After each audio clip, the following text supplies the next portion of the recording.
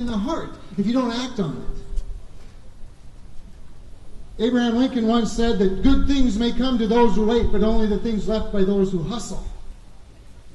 And we've been sitting around with the right philosophy, perhaps even teaching it once in a while, although not in many universities I'm aware of. But it's action. It was action that made us free, and it's action that will keep us free.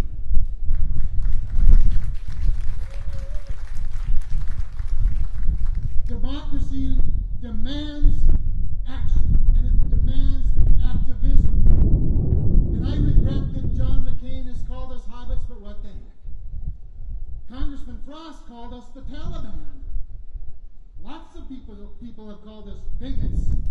Heck, former North Dakota Governor George Sinner called us drunks and addicts. Martin Luther King Jr. once said, "We will remember not the words of our enemies, but the silence of our friends." We can be silent no longer, ladies and gentlemen. The time for silence is over. And let me say this to you, Tea Partiers, congratulations on this day. Because on this day, the very debate that is taking place in Washington, D.C. is happening because of you. Because without the Tea Party movement in this country, without those Tea Party freshmen in Congress, the House and the Senate would have passed a debt ceiling limit higher than you could have imagined on a voice vote, then went to the Capitol Grill for cocktails. But they have held their feet to the fire. And now we're having substantive discussions about the foundations of our great country. Happy birthday, Milton Friedman.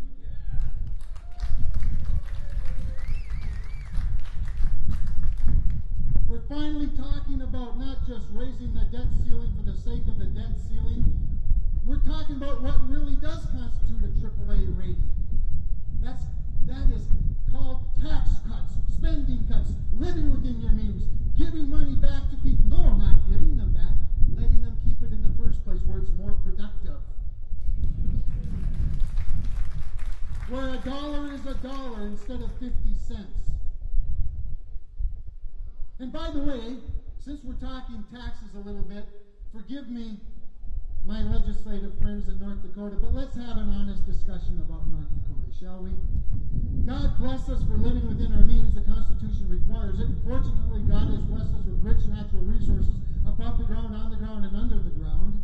And we've been able to marshal those and utilize those resources for a strong economy, and that's good.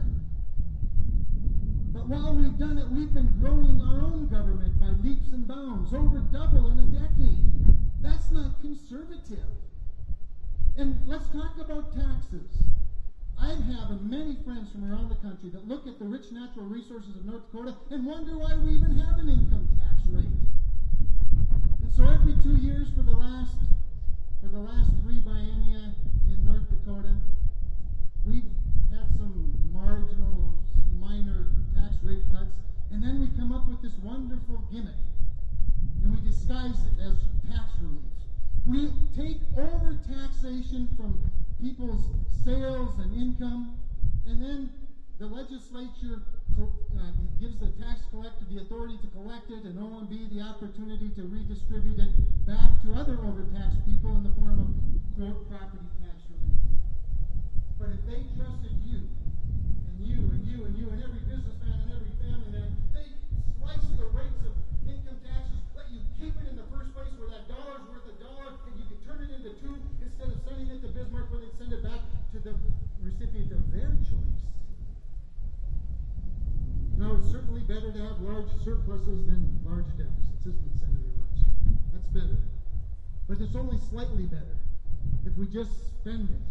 Spend it all because we can. In fact, the only real substantive change in North Dakota's tax policy came at the vote of the people when you created the Legacy Fund. And I'm not so sure that saving up hundreds of millions of dollars is the greatest thing to do with tax dollars. I think letting people keep them is better. Why do I say all of this? Why do I bring this up in the context of this Tea Party? Because I think it's very germane. Because lest we want to become like Washington, North Dakota, we better make sure our own house is in order.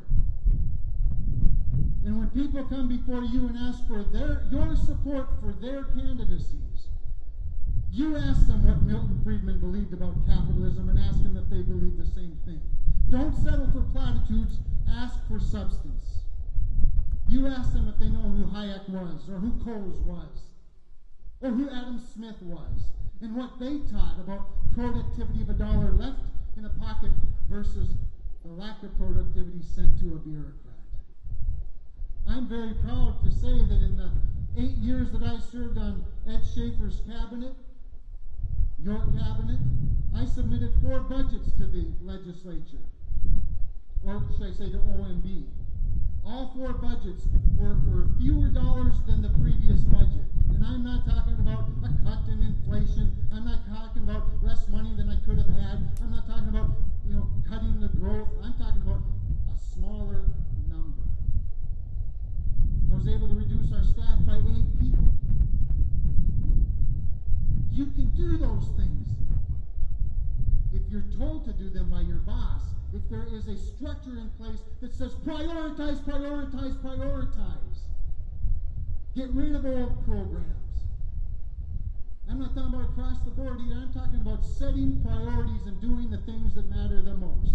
You hold people's feet to the fire like you have to this point. And by the way, activism doesn't just mean protesting the things you're against. It means encouraging the things you're for. It means supporting the candidates that do the right things. And I want to say right here, right now, I am so proud that both our Senator and our Congressman, John Hoeven and Rick Berg, have stood for a balanced budget amendment. That's no small matter in that town. Because they trust you.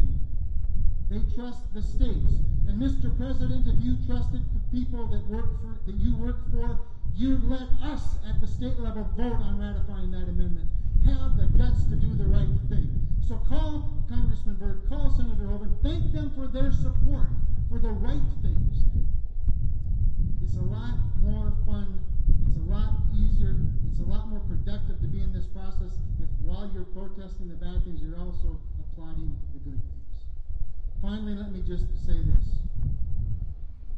As was talked about by previous speakers, there is no liberty apart from its author. Even Thomas Jefferson said that the same God who gives us life gives us our liberty. We can't do it without him. And if you would stand for liberty but not stand with God, I tell you this. The enslaved, imprisoned evangelist in jail in China is freer than we are. Stand with him, and he'll stand with us. Thank you. God bless you all. Thanks for what you're doing.